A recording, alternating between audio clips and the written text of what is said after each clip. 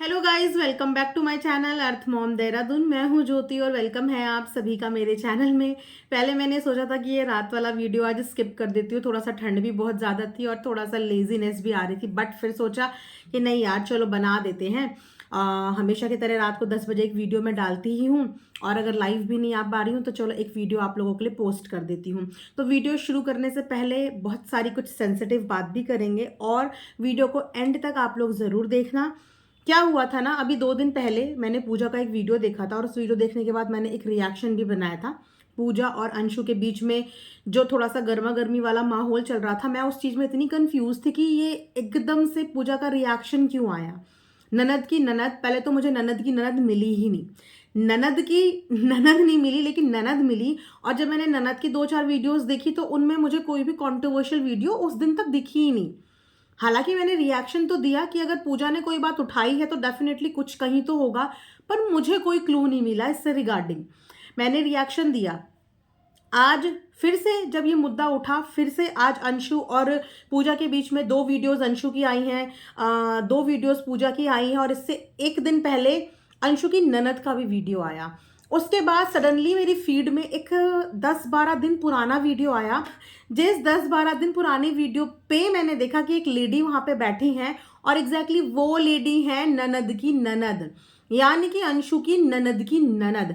10 से 11-12 दिन पुराना वो व्लॉग था, और उस व्लॉग पे रिएक्ट करा था 2-4 दिन पहले पूजा ने। तो इतना पुराना व्लॉग अभी तक बहुत सारी जनता को तो पता भी नहीं है, और एग्जैक्टली नहीं पता, एज अ रिएक्शन चैनल हमें ही नहीं पता चला कि कौन से व्लॉग पे ये रिएक्शन आया है, और ये व्लॉग जो रिएक्शन था ये 10-12 दिन पहले क्यों नहीं आया।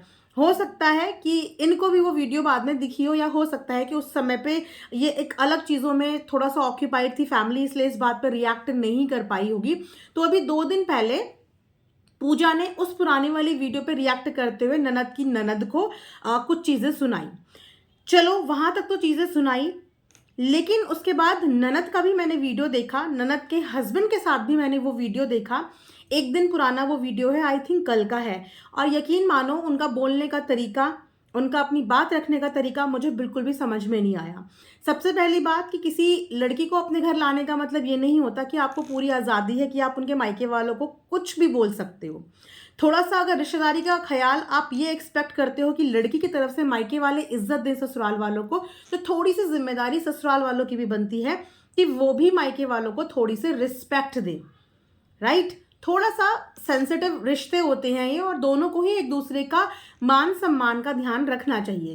पहले तो सोशल मीडिया पे हर एक जना है पूरी फैमिली का, तो सोच समझ के कोई भी चीज़ें यहाँ पे पब्लिक करनी चाहिए अगर आप रिश्तेदारी को मेंटेन रखना चाहते हो। लेकिन अगर आप दिमाग में ये बात सोच चुके हो कि हमें ये रिश्तेदारी खत्म करनी है, या आप लोगों के दिल में ग्रजेस हैं एक दूसरे के लिए, वो प्यार और वो मोहब्बत ही नहीं है, तो फिर ये दिखावे के रिश्तों की कोई वैल्यू नहीं होती। साफ और सीधी बात मैं बता रही हूँ यहाँ पे, क्योंकि जिस तरीके से निकल के आया है ना एग्रेशन, वहां से ऐसे ही लग रहा है कि रिस्पेक्ट बिल्कुल भी नहीं है, एक दूसरे की फैमिली के लिए रिस्पेक्ट बिल्कुल भी नहीं है। क्योंकि रिस्पेक्ट में इंसान झुकना जानता है, सामने वाले को झुकाना नहीं जानता। और जिस रिश्ते में आप सामने वाले को झुकाना चाहते हैं, उन रिश्तों के कोई महत्व ही नहीं होते हैं। यहाँ पे क्या क्या चीजें नहीं ड्रैग हुई, कास्टिज्म ले आया, मैं राजपूत, मैं ये मैं वो, ऐसे लड़ रहे थे जैसे कि परिवार परिवार आपस में नहीं, 2 राइवल्स आपस में लड़ रहे हो और एक दूसरे को नीचा दिखाने की पूरी कोशिश कर रहे हो, जो कि देखने में बिल्कुल भी अच्छा नहीं लगा। और यस, इन सब चीजों के बीच में अंशु को फंसना ही था, क्योंकि अंशु के लिए मायका भी था और अंशु के लिए ससुराल भी था। मायके में लड़की का फिर भी थोड़ा बहुत हक होता है, लेकिन ससुराल के रिश्तों में लड़की कुछ बोल ही नहीं पाती। वो इतनी बाउंड हो जाती है कि वहां पे जो चाहे उसकी 10 गज की जुबान भी हो ना, वहां पे उसकी जुबान भी कम पड़ जाती है।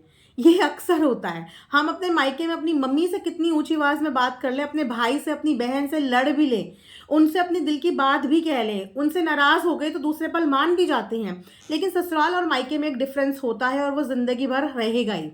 चाहे कोई लड़की कितनी तेज हो बोलने में, चाहे कितनी वोकल क्यों ना हो, वो उस कंफर्ट जोन में ससुराल में आ ही नहीं सकती है। और उसी बीच में यहाँ पे फंस गई अंशु।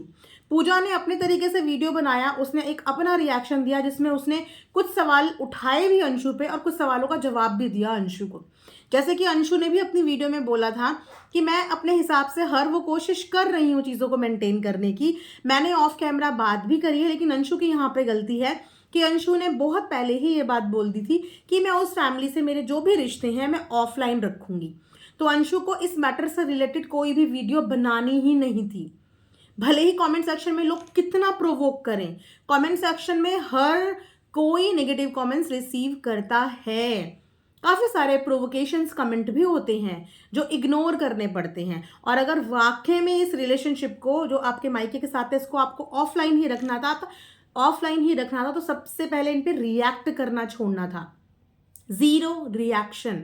अगर बात हो रही थी यहाँ पे पूजा की और आपके ननद के बीच में, तो ननद से भी ऑफलाइन बात करके उनको समझाना था। आपकी बात नहीं समझ पा रही थी तो अपने हस्बैंड के थ्रू आपको बात रखवानी थी और पूजा से आप डायरेक्ट बात करके उनको वहां से चुप करा सकते थे, दोनों को ऑफलाइन।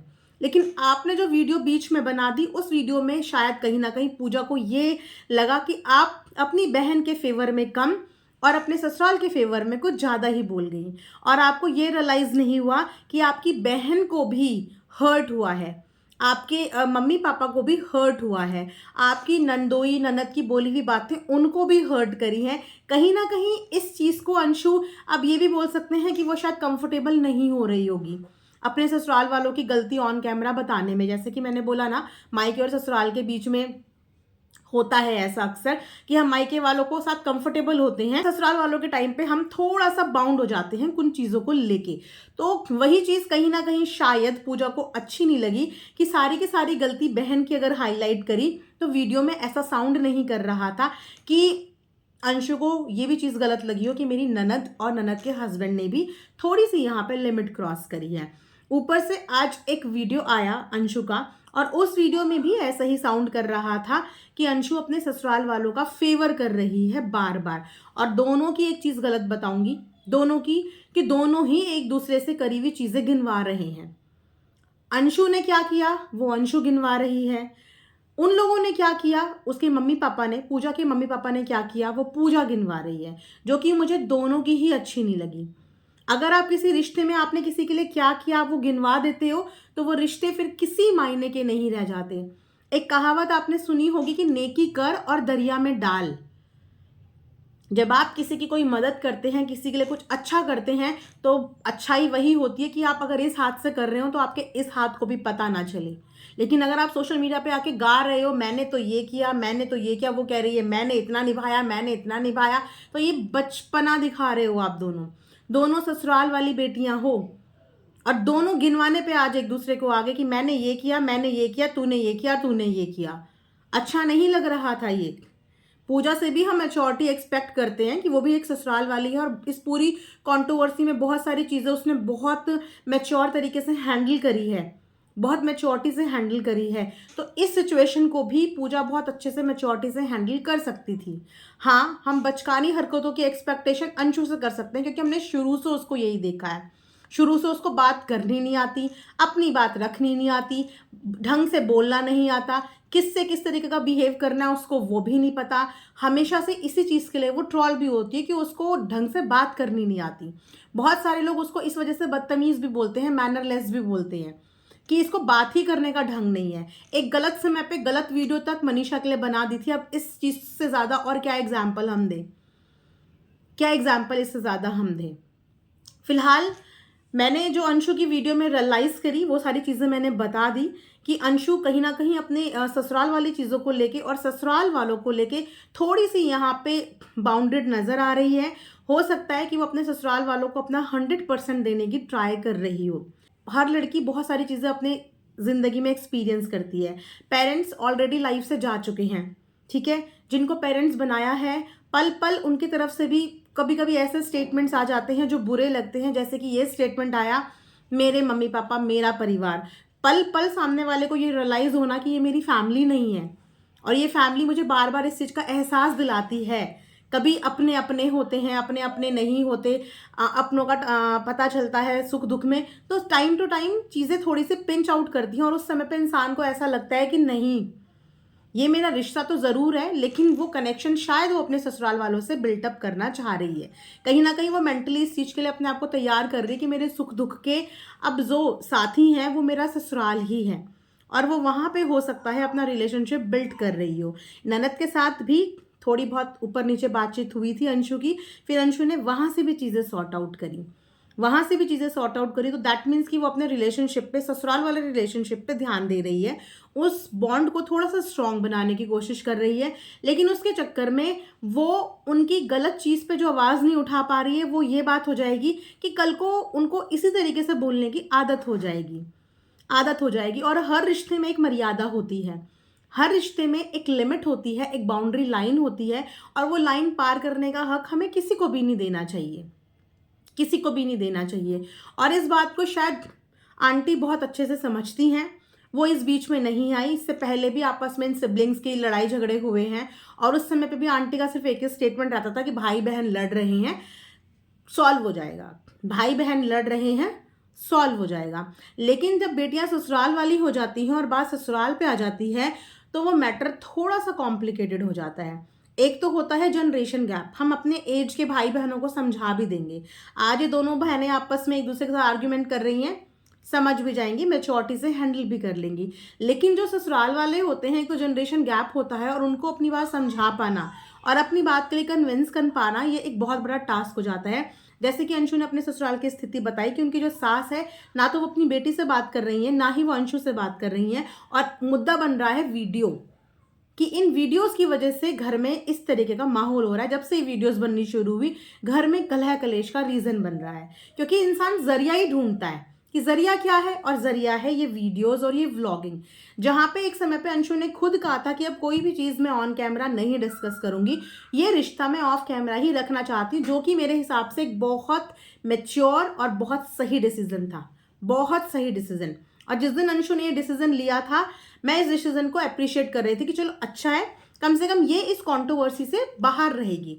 ऑफलाइन आप कितना एक दूसरे की हेल्प करो, लेकिन ज़रूरी नहीं होता कि हर मदद आपको दिखा के ही करनी है।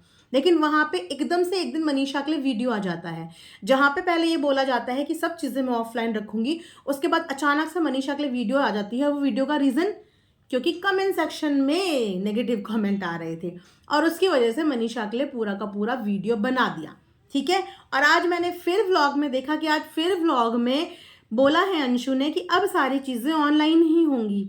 मैंने ही कहा था ना कि सब कुछ ऑफलाइन होगा, मेरे हस्बैंड ने बोला था, और आज मैं ही बोल रही हूँ कि अब सब चीज़ें ऑनलाइन होगी।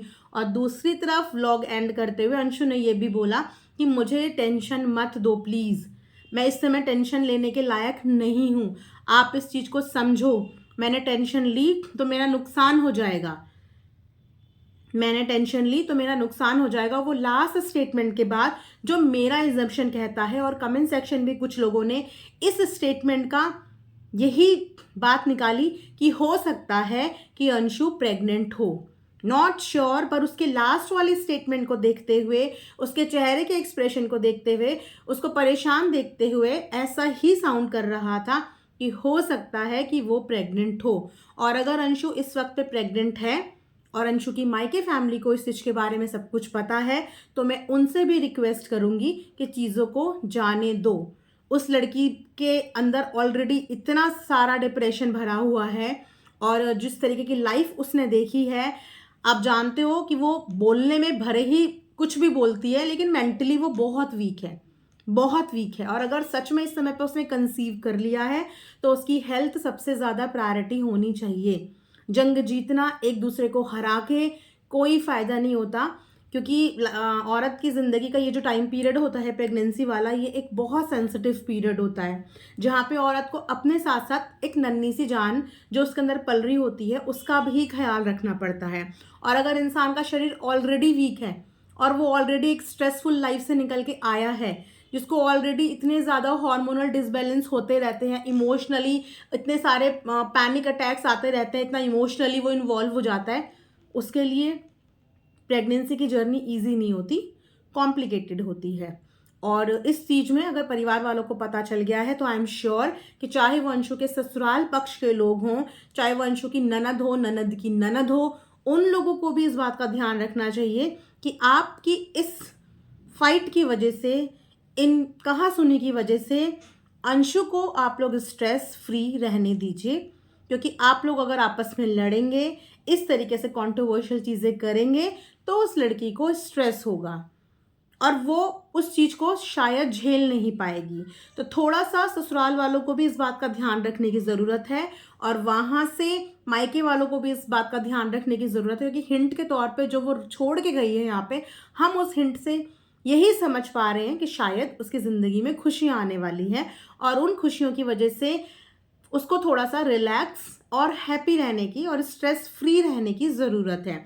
मैंने ये भी देखा कि जैसे ही अंशु का वीडियो आया, वहाँ से सुचिता ने भी अपना वीडियो डाला, बहुत कामली इस चीज़ों को क्लोजर देते हुए वीडियो डाला। तो हो सकता है कि इस बात के बारे में पहले पूजा को पता ना हो और वो वीडियो देखने की वजह से ही पूजा को ये चीज़ें शायद समझ में आई हो, जैसे हमें समझ में आ रही हैं कि हाँ, उसके लिए इस समय पे स्ट्रेस ठीक नहीं है और वो बीच में पिस रही है बीच में दोनों के, और इसीलिए उसने भी एक बड़प्पन की तरह, एक बड़ी बहन की तरह इन चीज़ों को हैंडल करते हुए क्लोजर दिया, विच इज़ वेरी मेच्योर, जो कि मुझे सही लगा कि क्लोजर दे दिया इन चीज़ों को। और रही बात अंशु की, को अंशु को नेगेटिव कमेंट्स बहुत इम्पैक्ट करते हैं, हालांकि वो बोलती यही है मुझे फ़र्क नहीं पड़ता, मुझे फ़र्क नहीं पड़ता, लेकिन मैंने डे वन से ये चीज़ नोटिस करी है कि उसको नेगेटिव कमेंट से बहुत फ़र्क पड़ता है।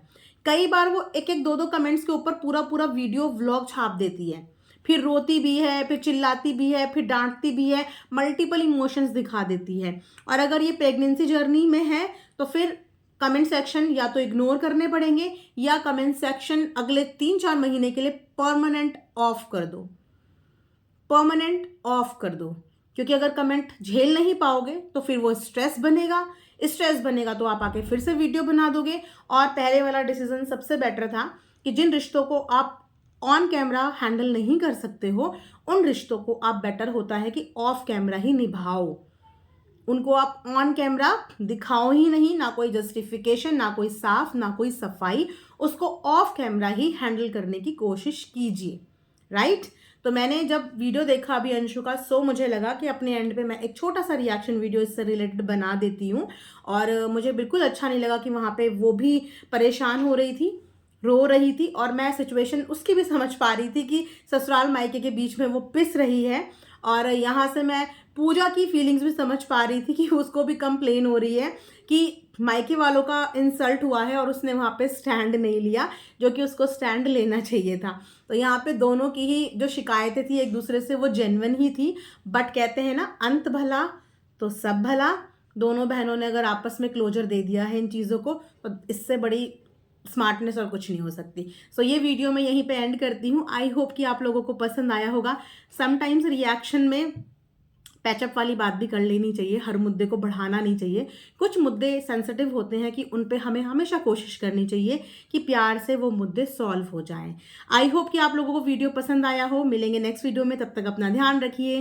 Thanks for watching earth mom Dehradun.